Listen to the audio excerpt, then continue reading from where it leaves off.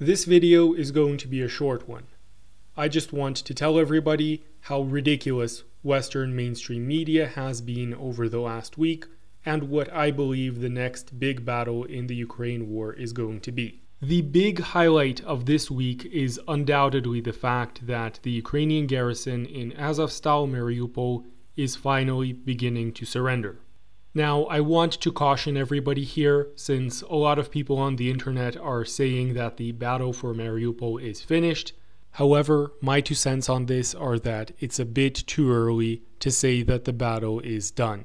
There are still Ukrainian soldiers in Azovstal, even though they are apparently in the process of surrendering. We know that over the last 48 hours, about 1,000 Ukrainian servicemen have surrendered in Azovstal, but according to Russian reports, there are about 2,500 or were about 2,500 Ukrainian servicemen in Azovstal prior to this surrender. And even though all indicators clearly point towards the fact that at the very least the vast majority of these soldiers are in the process of surrendering, there is every possibility that a small number of them might decide to hold out till the very bitter end, especially given the fact that they know perfectly well that there will be no POW status for members of the Azov battalion.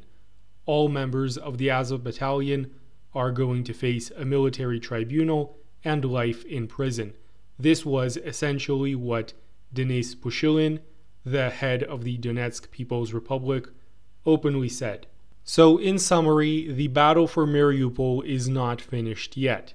However, it is in its very last stages, and the outcome has already been determined and is apparent to all. Now, the battle for Mariupol is by far the single largest battle that took place in a singular location in the entire war thus far, and this battle has resulted in a total military defeat for Ukraine. And this singular fact, this indisputable fact, should raise some serious eyebrows among the crowd that keeps talking about Russian defeats and Ukrainian victories and how Ukraine is winning the war. But of course, mainstream media is not letting up on this idiotic narrative that Ukraine is winning the war. And as I am sure that many people have already heard, media in Ukraine and in the collective West are trying desperately to spin this as some sort of an organized evacuation, rather than calling it the unconditional surrender that it is. Only a few weeks ago, the garrison in Mariupol was being told by the Ukrainian government to fight until the very bitter end. But now that they have clearly chosen surrender over certain death, the Ukrainian government is now pretending that they are the ones who gave this order to surrender, allegedly because they care so much about the lives of their soldiers. And as a result, Ukrainian media isn't calling this an unconditional surrender, even though it very clearly is one.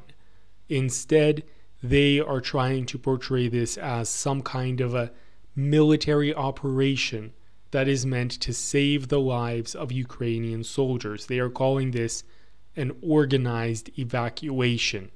It is difficult to make this up. This is actually what is happening. An unconditional surrender is being described as an organized evacuation. And I would like everybody to take a second to appreciate the sheer ludicrousness of this fact. Even as around 1,700 to 1,800 Ukrainian soldiers are leaving Azovstal with white flags in hand, these are the latest numbers that are being given to us as I am making this video, that around 1,750 Ukrainian soldiers have surrendered over the last 48 hours. Some sources actually claim a figure that is as high as 2,000. By the way, Russian war correspondents are claiming that this is actually more than the number of Russian soldiers and soldiers of the Donbass militias in the area. Even as they are all surrendering to Russian forces and they're being shipped east towards the Donetsk People's Republic, where they will spend the rest of their lives in prison, or at least fighters of the Azov battalion will, I'm sure that regular Ukrainian soldiers and Ukrainian Marines will be treated as genuine prisoners of war. But even as military tribunals are being set up to try and convict these Azov fighters, mainstream media, is calling this a planned and organized evacuation. And Ukraine's president is also calling this an organized evacuation. Not many people are calling it a surrender, even though it very clearly is. So that's just one point to show how absolutely ridiculous this narrative that Ukraine is somehow winning the war is becoming. There are many other points. And another interesting note to mention, this is something that I personally took notice of only recently, is the fact that even as Western mainstream media is hyping up the Ukrainian counteroffensive near Kharkov, even as the narrative is being spun that Ukraine is counterattacking and taking back its territory, that the Ukrainian armed forces are pushing back the Russians, the reality is that there hasn't been a single town with a population over 50,000 that Ukraine has actually recaptured ever since the Russians withdrew from northern Ukraine in late March. And in fact, there hasn't been a single battle over such a population center anywhere throughout the course of this war that Ukraine has actually won. Any actual battles that happen over cities or towns end up with the Russian side winning. The only towns that the Ukrainian armed forces have ever captured are those from which the Russians have evacuated, areas which the Russians left for various strategic reasons. And as a result, there was never any actual battle. Now, speaking of battles, I want to tell everybody what I think the next big battle in the Ukraine war is going to be. And it is the battle over the Severodonetsk, Lysychansk, Rubizhny conurbation. These three towns have a population of around 250,000 when combined.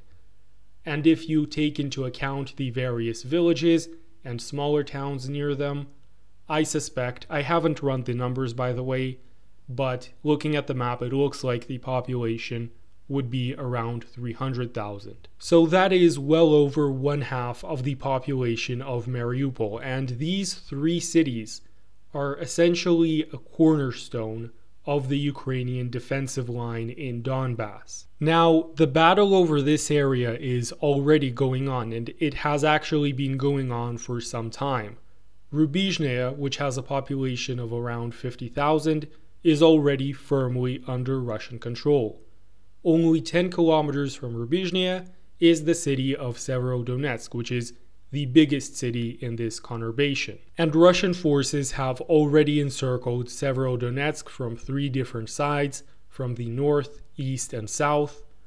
Resupply is likely going to be very difficult, if not outright impossible, given the fact that the western borders of this city are marked by the river Seversky Donets, and it's going to be very difficult to resupply across a river. And to add to this, Russian forces are already in the city. There are Russian war correspondents in Severodonetsk, and reports are that the Russian forces are advancing steadily and reasonably fast. Now, I cannot say exactly how fast they're advancing. However, the implication is clearly that the Russian advance in Severodonetsk isn't a slow or grinding one. At least that is the situation right now. Of course, this may change. And after Severodonetsk, most likely will be the city of Lysychansk, which is located right across the river Seversky Donets, literally about 5 kilometers from Severodonetsk, and the city of Lysychansk is also a reasonably large city. It's not some kind of small town. It has a population, or had a pre-war population, of around 100,000. So the Russians are clearly advancing in these areas. And I am very confident that one way or another, this battle for these 3 cities will ultimately end in a Russian victory. Rubizhny, again, has already been secured by Russian forces. Russia still has yet to secure the 2 larger cities of Severodonetsk and Lysychansk, but one way or another it is going to gain control of these areas as well. Now, given the precedent of Mariupol, these battles may very well be long and grueling. However, Jacob Dreisen on the Dreisen Report has pointed out a very interesting fact which I want to share with everybody. And by the way, I will be linking Jacob Dreisen's blog in the video description. Anyways, the point that Jacob Dreisen has made is that the surrender of the Azov battalion in Mariupol has set a precedent. Previously, the Ukrainian garrison in Azovstal and these Azov battalion fighters have been portrayed by the media as these super soldiers with superhuman will. They have been portrayed as heroes, like the 300 Spartans who died before they surrendered. However, after about a month-long siege, they are clearly surrendering, unconditionally surrendering, mind you, to the Russian forces. And various photos that have emerged of these surrendered soldiers, many of them injured, show them in a horrendous state. These are individuals that haven't been given medical attention for wounds that have been received weeks and months ago. I'm not going to post any of these pictures on my channels on YouTube, Rumble, or Telegram, but just take my word for it, they are gruesome. Anybody who really wants to see these pictures will be able to find them in the archive that I link to in every single one of my videos. Now, on top of this, there is another very disturbing rumor, although I will highlight the fact that this is a rumor. As of right now, this information is not confirmed. We know for a fact that about 200 frozen bodies have been extracted from Azovstal. Now, the rumor is that many of these bodies are, well, shall we say, mutilated. And they aren't mutilated from any sort of shrapnel or bullet wounds. They are mutilated because they have been partially cannibalized. Needless to say, there isn't a wealth of food in this bombed out factory of Azovstal, so I'm sure that everybody can put two and two together and find out exactly why these bodies may be cannibalized. Once again, I highlight that this is not confirmed information, this is just a rumor. But even if this rumor is ultimately in the end proven to be untrue, it doesn't really matter because all of this has a psychological impact. Everybody can clearly see how the siege of Mariupol and the siege of Azovstal has ended. And that is that all Ukrainian soldiers and fighters present either had to surrender to a man or they were killed. And for those who chose surrender over death, the later that they chose to surrender, the more they fought before surrendering, the worse their condition after surrendering was. Now, as Jacob Dreisen points out, this is going to have an enormous psychological impact on the Ukrainian garrison in Severodonetsk and in Lysychansk. And depending on just how significant this psychological factor ultimately proves to be, the battle for these three cities, well, two cities really, since Rubizhny is already under Russian control. Anyways, this battle might not be as long or as bloody as the battle for Mariupol. So, in conclusion, watch out for the battles over Severodonetsk and Lysychansk. Let us wait and see exactly what unfolds in these battles. That is the update that I wanted to give everybody for this video. So, thank you all for watching. I hope that you liked this video and that you found it informative. If you did, if you are watching this on YouTube, please don't forget to hit the like button, and also check out my other channels on Telegram and on Rumble, two amazing free speech platforms with no political censorship. Unfortunately, due to time constraints, I haven't really been able to make a lot of videos recently, even though there are a lot of topics to discuss, and as a result, I am more active on Telegram than I was before. Telegram is very convenient in that it allows me to write up small text-based updates for small things that I wouldn't usually record entire videos for. It's more convenient than YouTube is for that particular purpose. So a lot of these small updates and discussions can be found on Telegram. The link to my Telegram channel, as well as to my Rumble channel if you're watching this on YouTube, or to my YouTube channel if you're watching this on Rumble, will all be found in the video description.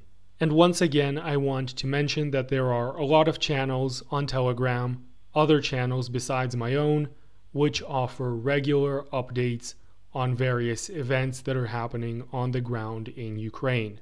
Telegram is undoubtedly the best platform to find the newest information on the Ukraine war, and I suspect that it will be the best platform for combat updates in the various wars, conflicts, and other major events that take place throughout the world in the years to come. So with all of that said, I once again thank you for watching this video and wish you all a great day.